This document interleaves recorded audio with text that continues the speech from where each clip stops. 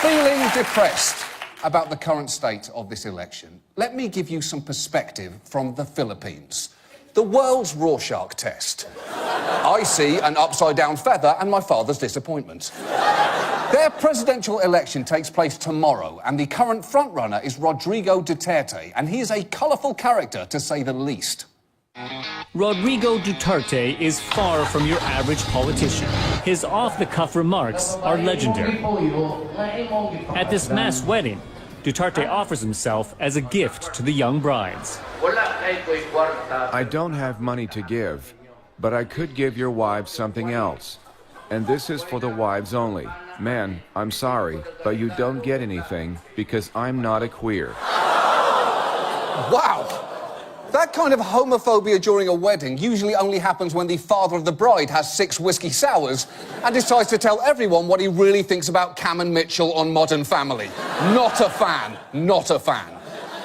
And that's just the tip of the iceberg. Duterte routinely kisses his female supporters, once called the Pope a son of a bitch, all of which has earned him a reputation as the Trump of the East, a title previously held by a burnt wonton covered in scarecrow pubes. Now, Duterte has also suggested, if elected, he would kill 5 criminals every week, which may not be an idle promise, since he's been mayor, extrajudicial death squads have reportedly killed over 1,000 people, and while he denies any involvement in that, he does admit he's got blood on his hands. So no qualms about killing killers? Yes, of course. I must admit that I have killed. 3 months early on, I killed about 3 people. I'm sorry, about 3 people? That's not good. Not knowing how many people you've killed is like not knowing how many Vicodin you took. If you don't know the exact number, the answer is way too fucking many.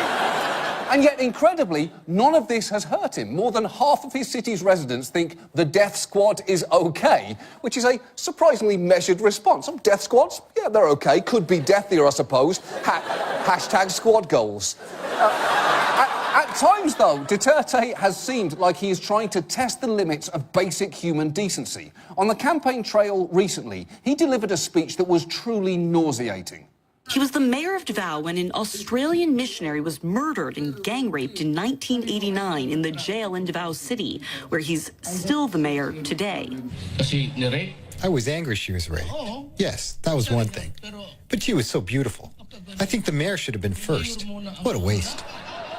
What a fucking asshole. And if any part of you is thinking, was that some kind of horrific joke, please know, he meant every word of it. It was not a joke. I said it in a narrative. I was not smiling.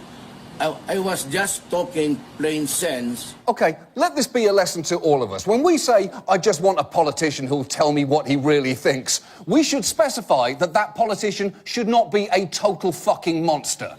And yet, incredibly, this man is leading in the polls by 11 points. So he's probably going to get elected president tomorrow, which isn't just terrifying for the Philippines, because it means that in just a year's time, we could be treated to this as an official state visit.